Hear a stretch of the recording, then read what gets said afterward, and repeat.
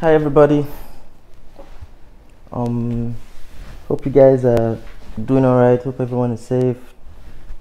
Hope no one has COVID positive. So it's one this Pixie, and I just want to share on a few things. So Valentine's Day versus End SARS protest. So today is Valentine's Day, as you all know, and coincidentally, the Judicial Panel of Inquiry. This English is too much for me. This English passed me. The Judicial Panel of Inquiry set up by the federal government of Nigeria to investigate what happened at the Lekki Tollgate Plaza. That was October last year during the End SARS protest where people were killed. Some people have dubbed the place Hell's Gate. I think it's appropriate to call it Massacre Gate. I think that's a good one. Or Butcher Gate. But officially it's known as Tollgate. So they set up an inquiry to investigate what happened there, and obviously, as many of us have known, this was not going anywhere. So recently, like last week, it was decided that the Lekki Tollgate should be reopened. And it's like, why in the world are you going to reopen the Tollgate? You know, it's like, why is that necessary? Oh, they're like, oh, I don't know. They'll probably have their reasons to justify these things. But the lives that were lost are yet to be resolved. They have no, had any serious accountability. There's not been any prosecution.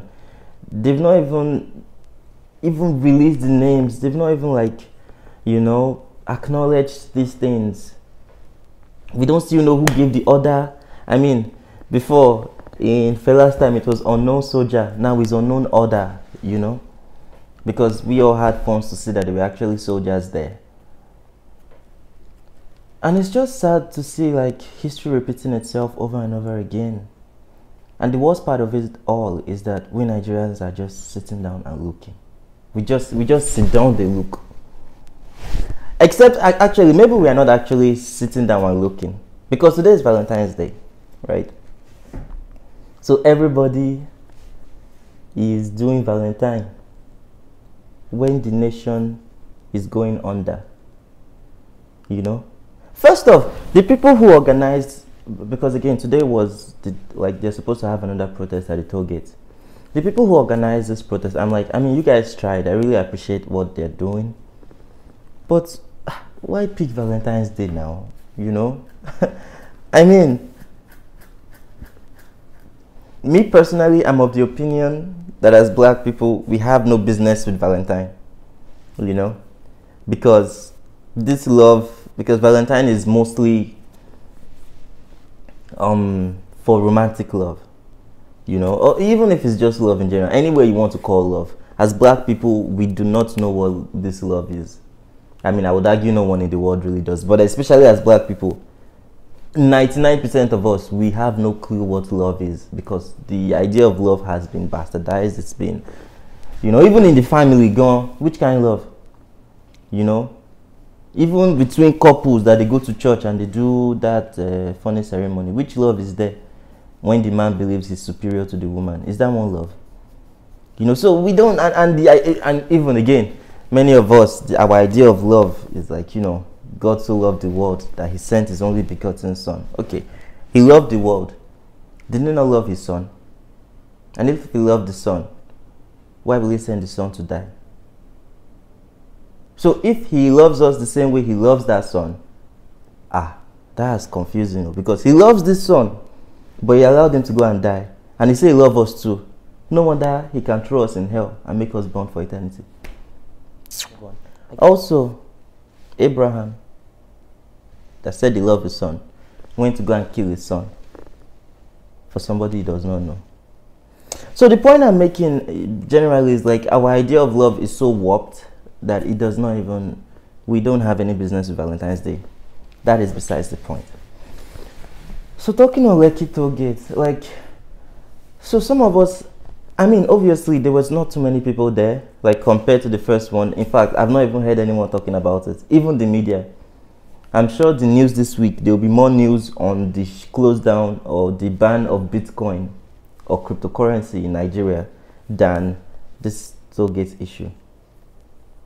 Because some of us, our boos, our babes, our guys that we've had plans to go on Netflix and chill on Valentine's Day is more important than our love for our country.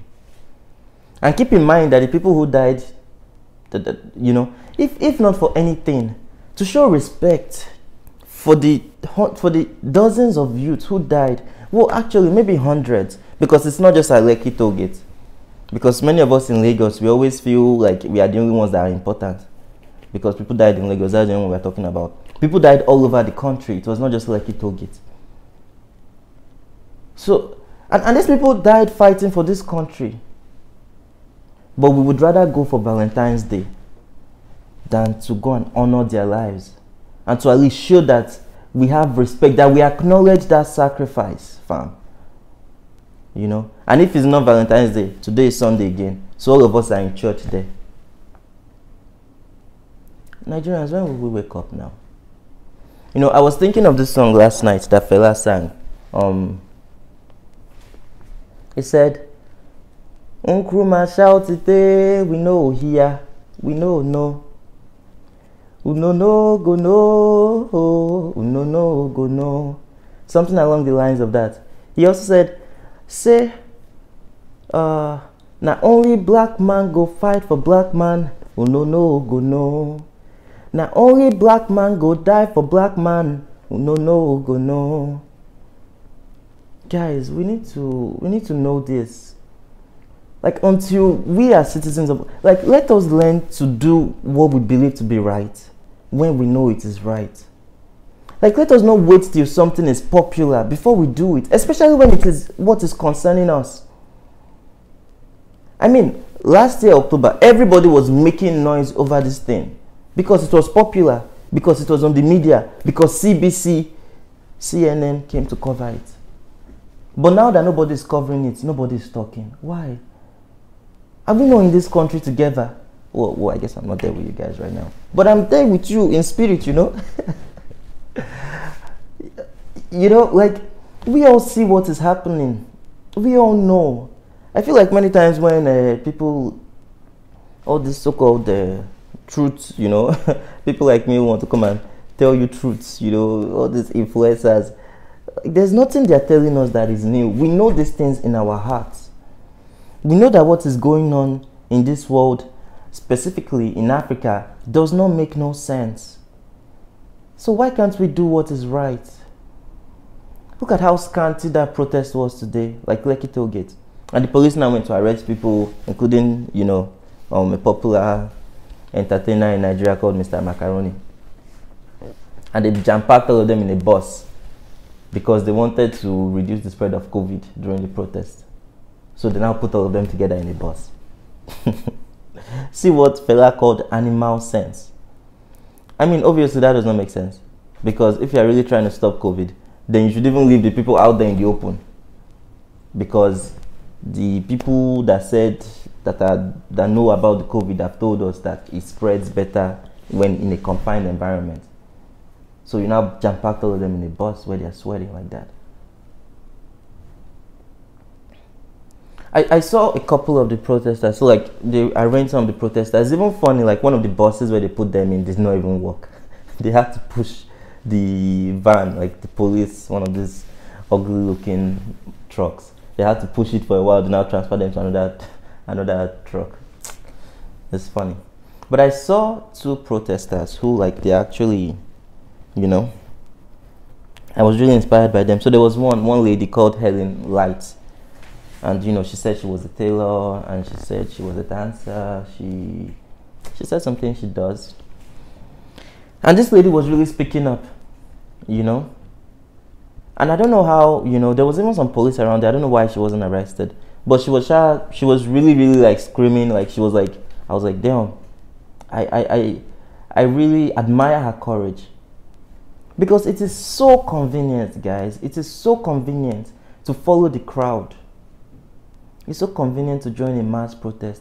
It's so convenient to go on social media, EndSARS, hashtag EndSARS, and you go back to your bed and you're like, yeah, you're standing for justice. When it's popular. But I admire people who do it when it is not popular. Because that is where I know that they really care about it. Because they don't need social pressure. They don't need so-called influencers to come and tell them. They don't need their pastors to tell them. You know? So even some of the black heroes we celebrate today, the likes of Martin Luther King. Do you realize, many people don't know this, when Martin Luther King was fighting for civil rights movement, it was not popular at all. This guy was getting stoned on a daily. This guy got spat at. He even got stabbed right on the heart. Like, he narrowly escaped death. And this was not just white people that were hating on him. This was black people that didn't support what he was doing.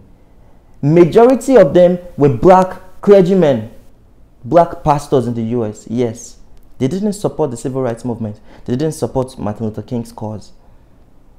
I read one letter he wrote when he was in prison to them, and I was almost in tears. I'm like, how? This Bible we are preaching about, the Bible, even the word sorosoke comes from the Bible, that we should speak out when we see injustice. This Bible that we are carrying on our head, though. You know? But this young lady spoke, she was the only one. Well, I guess there were like 5 of them, you know? And there's another guy that I really heard, his name was Ogene Maro, something like that. And this guy was talking about how he trekked from Aja to Lekki. This guy used his leg to walk from Aja to Lekki just to speak out for this country. Whereas some of you elites are there in your houses, though you have cars to transport yourself there. But you just stay on social media enters. Later you start complaining. You know? Those of us that have the power, those of us that have the privilege, those of us that have secured a little bit of comfort in this oppressive state, in this oppression, are we not supposed to use that power, use that attainment, use that as a platform to fight and speak up for the people now? This guy, what's his name? Ogene Maro, he was talking about how, like, he has not eaten, that there's no food in his house. So he was saying if the police want to arrest him, they should come arrest him. At least maybe they'll give him some food in jail. If they want to kill him, Kukuma, kill me. This life that I'm living ain't worth living. We need to get to that point where we say, like, give me freedom or give me death. That is when I'll know Nigerians have woken up. That's what, okay, I guess that was what Harriet Tubman said. She said she knew she had only 2 options that she could choose as a slave. That she could either choose to escape or she could choose to die. That she could either have one or the other, and she does not mind. Let me escape or let me die trying. But I cannot continue to live in this dehumanized state. Nigerians, we need to wake up. Africans, we need to wake up. Even the whole black history. Again, I'm still going to talk about black history, but not this month for many reasons, which I'll explain in the next video. We are talking about black history, and we're not talking about people that fought for our freedom. Black history has basically turned to black excellence. And everybody does it because it is popular. Everybody does it because it has been approved by the white people. It has been approved by this Eurocentric white supremacist system that we find ourselves in. We can't continue living like that. Like, we need to get to a higher state of consciousness where we know that, you know, it's not up to anybody. Like youth, our youth is not up to anybody. You can do it yourself. And our elders, so-called elders, that are saying, it is the youth. That is the most irresponsible statement and mentality I can think of. You had the days of your youth, and arguably, you were more comfortable then. They say that we youth these days, we are the ones that are entitled. It's the adult, I would say, who are entitled. Because when they were growing up, Nigeria still made sense. One guy sang a song where, I can't remember, was it South Sultan or something? Once upon a time, you go graduate school and government go dash you car once upon a time. But now everything done dabaru. Distance and unbearable, yeah. Something like that. But there was a time in this country where you graduate and government will get that sugar. When you graduate from university and jobs are waiting for you. These people had those times. Our so-called elders. And later they will now say the youth are lazy. So you had the days of your youth. You didn't do anything for your country. You saw the corruption happening. But because you were comfortable, you had your job. You were that this. So you guys ignored your social responsibility. Now you have passed, because you ignored that responsibility, you've now passed those challenges of back then on us. And we still have our own challenges today that you and us, we've created together. It's now double wahala on top of the body. And we have to bear that. And they will now say, it's us that should free the country. First off, it's not possible, it's not reasonable to say youth are the ones to, you know. I don't know any society where youth are the ones that changed it. It takes everybody now. It cannot just be youth. How many? I mean, I guess there are lots of youth, but at the same time, I don't think it's reasonable to just segregate us based on age. That's ageism now, you know, if that's a thing, but I believe so, you know. So now that we have to do all of this, and as young people, again, it's about that, it's about the convenience, you know. I believe people should do things whether it's convenient or not. I mean, that was what I was saying prior. But it is so much easier for someone who has a car, who has a house, who has a stable income, who has something in the bank. Like, it would make sense that it's people like that that should actually make the sacrifice, because it's not even much of a sacrifice for them. As an adult, you know, as an elder, you've had all your life to acquire wealth. You've had your life to acquire some influence, you know. It's not the same as a youth who is still struggling to graduate, not to talk of finding a job in this economy, to now go on the streets to go and protest or to sacrifice themselves for the betterment of the country. Wouldn't it make sense that you're already comfortable, that it will be easier for you to do so, as opposed to Ogene Maro that had to trek from Aja to Lekki and he had not eaten today? You know? Why are we like that? Why are we so selfish? It doesn't make no sense to me anymore, and I feel like it's just sad, you know, that some of us, and again, today is Valentine's Day, so no one showed up there. And after all, like, so is that going to be the end? Like, I'm wondering. So is that the end of everything? The whole end SARS? All I know is we have to rise up. We have to take our lives into our hands. We need to realize that we are not going to find our freedom from our oppressors. That's why when they even started the whole Judicial Panel of Inquiry, you know, it's like, what's our business in Judicial Panel of Inquiry? So the people that committed the atrocities now created a panel to investigate their own atrocities, and you're going there and you think like you're going to make a difference? Like, seriously? Shina today, when Fela was singing in the 80s or 70s, he said, government bring instrument of magic, then bring enquiry. You know, what was the end of that case? Till today, we don't still know the soldiers. Till today, they still seized the Kuti's land. Till today, no compensation. They're now saying they want to put Fumilayo and Ekulakpo Kuti on 5,000 naira notes. Oh yeah. This thing happened. We did not listen. We know here. And now it's happening again. And for some reason, we Africans, we easily forget our history.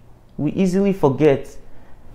Few years down the line, this same thing will happen and we'll still run into the same trap. Why?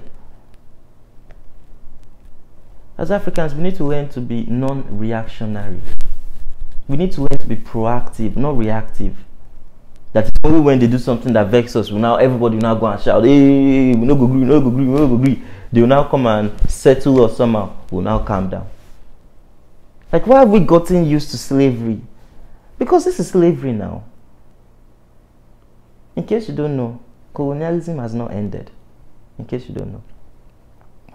I don't know, maybe I'll explain that some other time when I am much more I mean, I think I understand it, but explaining it is a different case, so maybe I haven't understood it fully. But with the way the world is going today, it has not ended. So guys, we just need to wake up. Protest is not even everything. I mean, protest is like, it's like making noise, useful noise, to gain attention towards something. One, I believe. Also, protest is kind of, you know, drawing the government's attention to something, but that is a government that cares. So in the governments like ours in Africa, like, what's the point? They don't even care about you. So the protest you're doing is disturbing them. They want you to shut up. In an ideal situation, you're supposed to protest and the government should be like, ah, my people are complaining. Ah, my people, what do you want? Government, we don't like this. End this SARS. They'll say, ah, okay, we'll go and think about it. But Nigerian government, they are not people, they are not listening to us now. They are not our government, they are our masters, we are their slaves. They are the oppressors, we are the oppressed. So what are we protesting for? Again, still is a good way to create the awareness. If not for EndSARS protest has changed my life, guys. I will explain this to you later. It has changed my life 180 degrees. I believe it was actually organized by the ancestors, not any so-called influencer.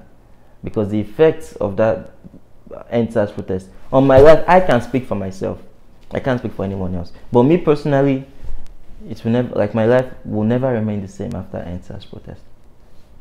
So I believe it was the ancestors who actually orchestrated it to wake us up. But some of us, we may not understand. And what is funny is how, you know, till now, the government was still saying, like, while they were arresting protesters today, that they're trying to stop violence and stuff like that. And we Nigerians were also saying the same thing, that, oh, these people are hooligans, that they are hoodlums. I don't know why that word just sounds funny to me. Hoodlums. We are calling poor people that are speaking up hoodlums. That they destroyed our properties, they destroyed our businesses. So your businesses are more important than Nigerians' lives that are being killed on a daily, than the lives of black people and motherland people, not just in Africa, all over the world, that are being killed on a daily. You know, let's wake up. Valentine's Day cannot be more important than EndSARS. Haba.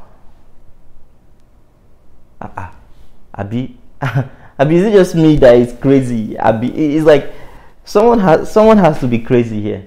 It's either I am crazy, or perhaps it's the rest of y'all. In fact, let that even be a strike. That this year we are not doing Valentine's Day.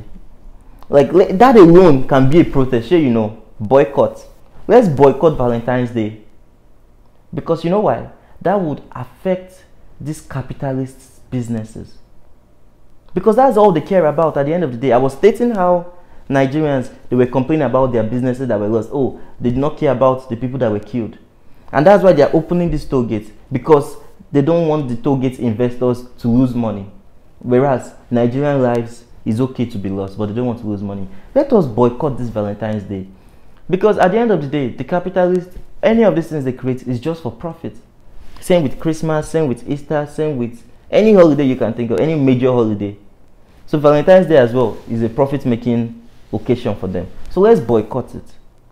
That is where it would hurt. Let's hit them where it hurts. You know, because sometimes all this, like, we need to think of making like significant action. You know, worst case scenario, they will arrest us. Pata, they will kill us. Is that the end? Shebi, you people, are you not Christians? Don't you want to go to heaven? Don't you want to go to heaven? Shebi say heaven is paved with gold, that you get mansion. In this world, you don't have mansion. This government is not going to give you mansion. They are not even going to give you an opportunity to even make little economic progress. Not to even talk of kakamaitis or mansion.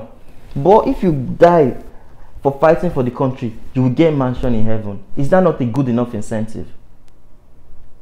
But no. Our sense has been confused. Yes, we have to. It's about time. It's about time. And I am not an advocate for it's only the young people or this or that. But as I said in my last video, many times the elders or the elderly, especially in this system where they've been educated to believe they are superior to the young people, they cannot change. I'm sorry to say, but it's true. They cannot change, especially when they are now benefiting from this oppression. Many of us, our parents are politicians. Many of us, our parents are into business. Many of us, our parents are into ministry. Hey, that's even the worst. Many of us, our parents are there. So we are benefiting directly from this oppressive system. So these people are not going to give up their power. So we cannot beg them for it. We need to resist their oppression. Resist it on every front. I think it was, I can't remember, one black, I don't even know if it's black, but one wise man once said that the only way you can be free from your oppressor is to become enemies with them. Enemies, not negotiators. Don't go and say you're negotiating. How are you negotiating with the federal government of Nigeria now? How? There's an African proverb that says the conversation between the cockroach and the chicken is inside the stomach of the chicken. So you as a cockroach, you want to go and have you want to go and negotiate, you want to go and sit down on judicial inquiry with your oppressor, the chicken. You will first enter, the chicken will first eat you before you even have a conversation. In other words, there is no conversation because they are the oppressors. A bully would always be a bully. If you beg the bully, he will bully you. If you fight the bully, he will bully you. Just resist the bully. And the funny thing is, many times these people are cowards at the end of the day. They are cowards. They are so cowardly that they can't even come to talk to we Nigerians. They will travel 10,000 kilometers to go and meet with the UN, to go and meet with the US, to go and meet with their white masters. But to hold common town hall meeting, we will not see them.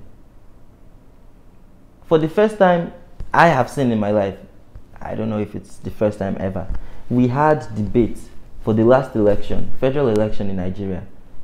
These oppressors did not even go for the debate. See the insult, and we voted them in. Well, I guess the election was rigged. But many of us voted these people. People that cannot even dialogue with you. So that means they don't see you as equal to them. They don't see you as a human being. They see you as beneath them. That they cannot even come and dialogue with you. Even when they are doing, I guess maybe during the campaign, they come to see us, like when they are campaigning. But even when they are distributing rice and food and, you know, bribing people for votes, they will not even come and do it themselves. They will still send their boy. They will send some of the so-called civil servants. They will send the so-called Nigerian middle class, the working class, the professionals. You know, it's high time we saw ourselves as one. I said it in one video previously, that as black people, again, what Fela said, we are the only ones that can fight for ourselves. This system will never give us our freedom because it was never built. It was never built for our freedom. This system was built to oppress us as black people, as motherland people, all over the world though. Because some of you now, you've become Canadian. You've become Canadian. Some of you, you've become American. Some of you have become English. No matter how much you try to bleach your skin, gel your hair, put on suits, try to look civilized, try to look modern, try to look like the way the Europeans have defined and dictated that human beings should look, you will always be black. And just for that fact, they would never accept you. So you can continue pretending and, you know, fighting for, you know, so-called whatever they're fighting for in the West as black people. Or we might as well just focus on ourselves, you know. Okay, I got distracted there. I was getting to a point. Now I can't remember. I think I was saying we should all be one, you know. All of us, we need to see ourselves as one. If you are a Jamaican, you are not a Jamaican. You are an African born in Jamaica. If you are in Canada, you are not a Canadian. You are an African born in Canada. We need to have that connection to our roots. We need to have that connection because that is who we are. And you know, it's sad when I see so many black, especially youths. I feel like we are lost, terribly lost. All I know is we guys wake up. We need to unite. We don't need to love ourselves. Like, we can all have any perfect peace or unity or stuff like that, I guess. But let us have that understanding that, you know, this is my brother because he's black. I mean, there's no way a white person can become black now, no matter how many surgery and procedures they do. So our identity is written literally all over our face, you know. So it's easy to identify who the friend and who the foe is in this world, you know. It's like, you know, when soccer teams are playing, they have their jersey, you know, so they can easily identify who is my teammate, who is the opponent, you know. Maybe it's possible that in a soccer match, some of the opponents can go and put on the jersey of the other team to disguise themselves. So those ones would think they are the same people and pass them ball, and they'll just use it against them. But in the case of racial struggle, it cannot happen because your identity is literally all over your head, all over your face, it's all over you. So you cannot be mistaken. You know who your brothers and sisters are, and you know who the enemies are.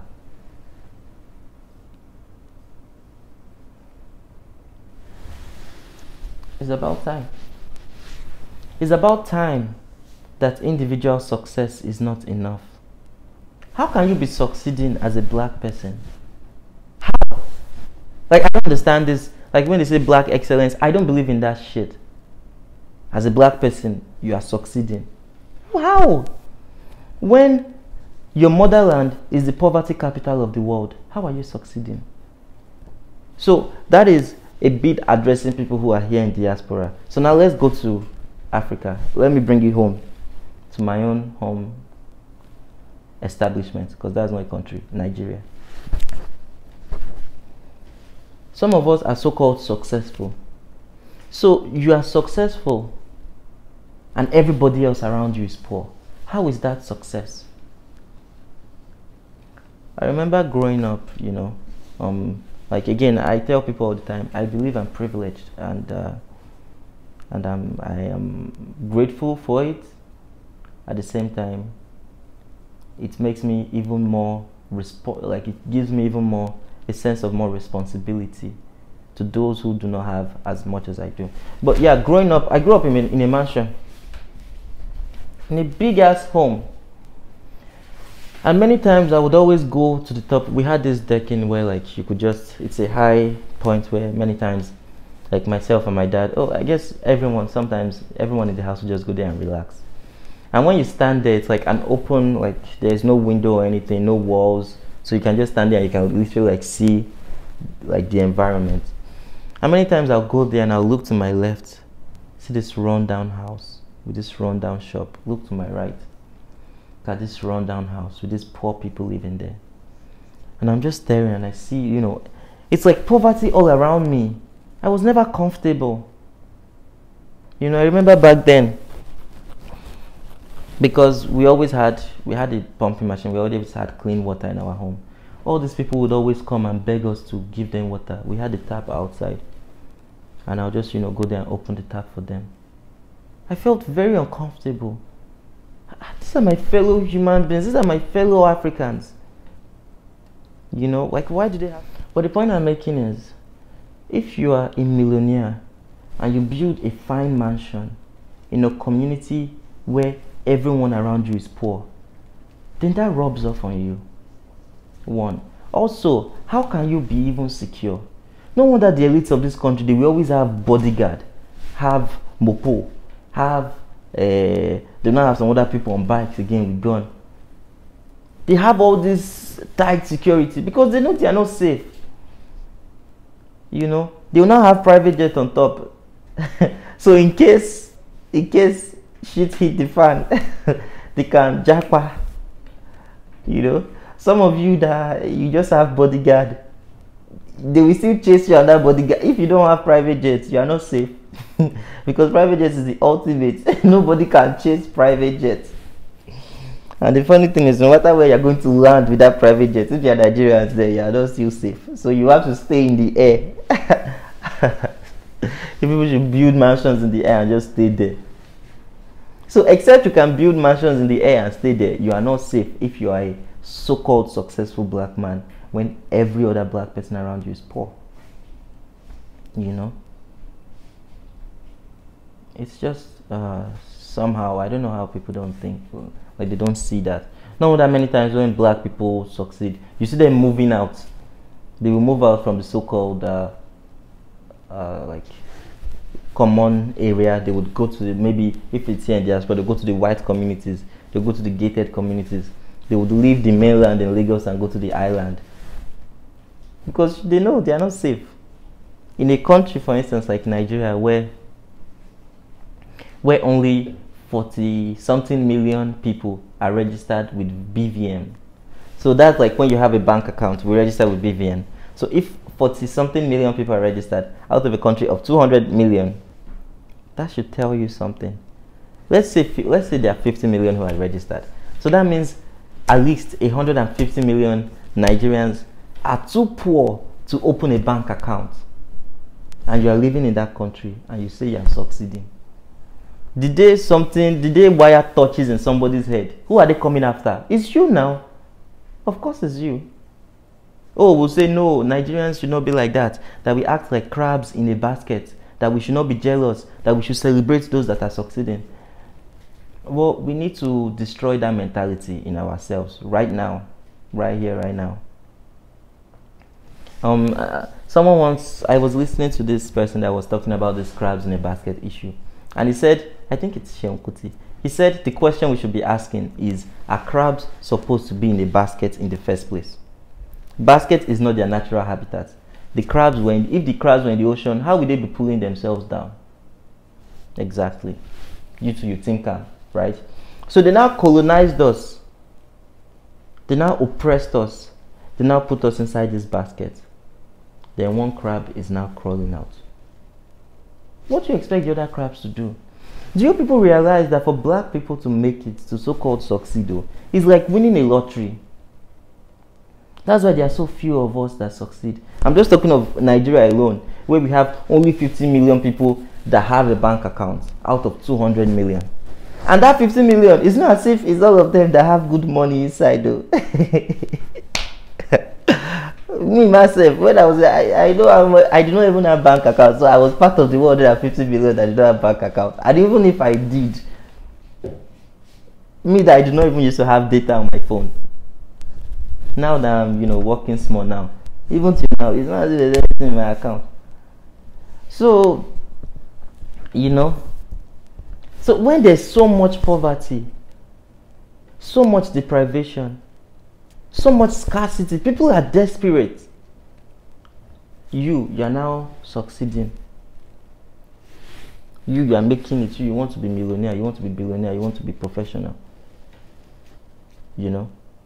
When everyone else around you is desperate, what do you expect them to do?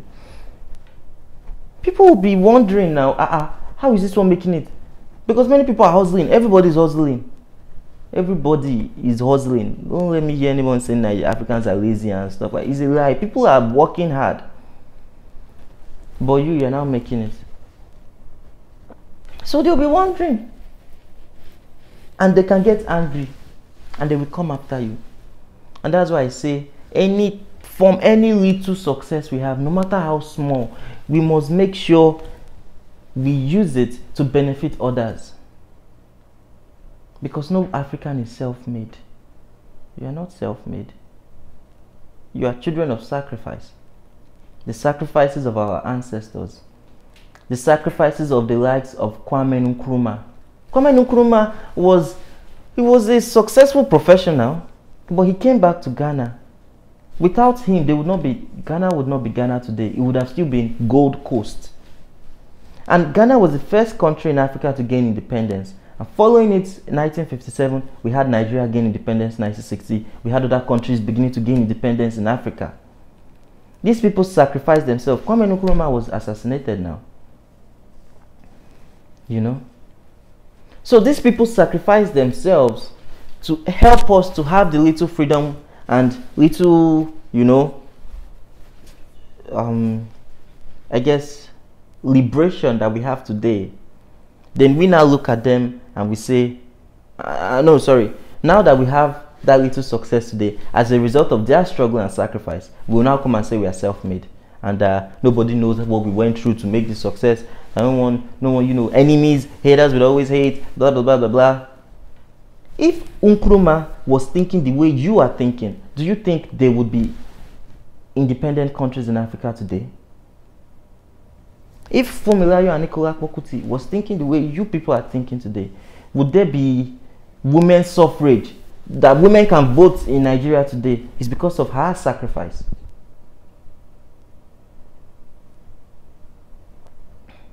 And the Obasanjo that many of you call role models today was the one who sent soldiers to throw her out of a window like a chicken. The disrespect. Look, guys, until we begin to respect and honor our ancestors. Wait, when I say ancestors, I know some people are beginning to think funny things. Ancestors simply means people before you who died.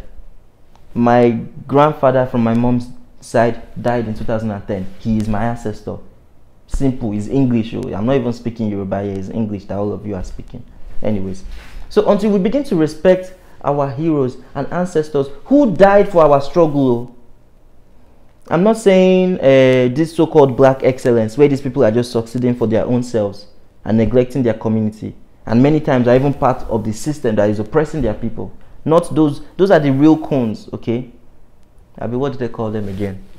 Thomas, whatever they call them. Those are the real coons because they are the ones betraying the black race. So until we begin to respect these people, until we begin to respect the likes of Nkrumah, the likes of Shaka Toure, the likes of Thomas Sankara, the likes of Thomas Garvey, the likes of, you know, I guess there are some black heroes in the US. Those ones are already popular. You guys know them, Martin Luther King, you know, Malcolm X, you know those guys. Until we begin to respect all of our heroes, Nelson Mandela, Fumilayo, Nicola Pokuti, you women, you people, I don't know how. This woman should be, the only thing they will now say about her is that she was the first to drive a car. Anyways, you people should hold these people as dear. You should hold them as your role models. You should hold them as your mentors. Because they died for your struggle. Until we respect those people, we can never move forward. That's the first step. Because those people have already laid the groundwork. They've already laid the foundation. All we need to do is to key into what they've started so we can expand the liberation project. Because even if we say, oh, we love black people, we want to liberate black people, and we don't respect these people, then we are going to be starting afresh, number one.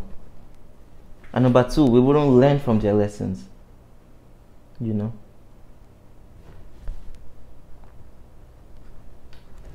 We just have to do something. You don't have to wait for someone to tell you.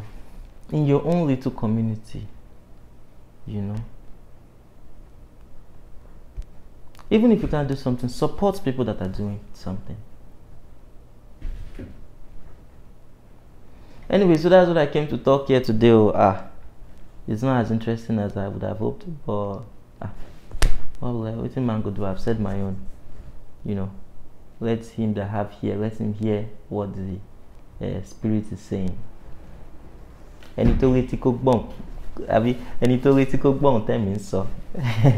You know, there's a song like that.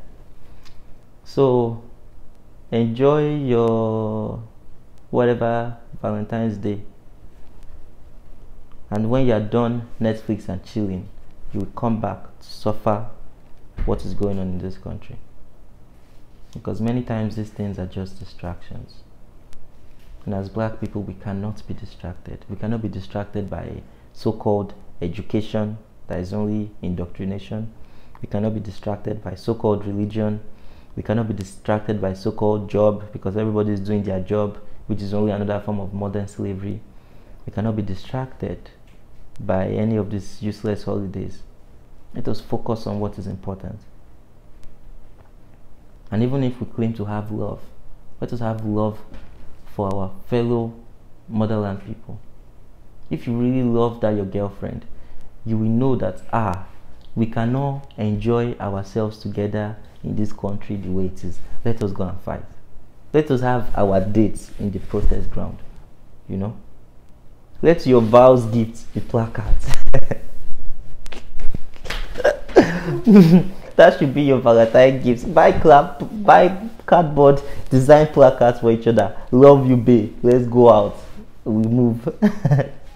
Let your vows gifts be a book about Kwame Nkrumah.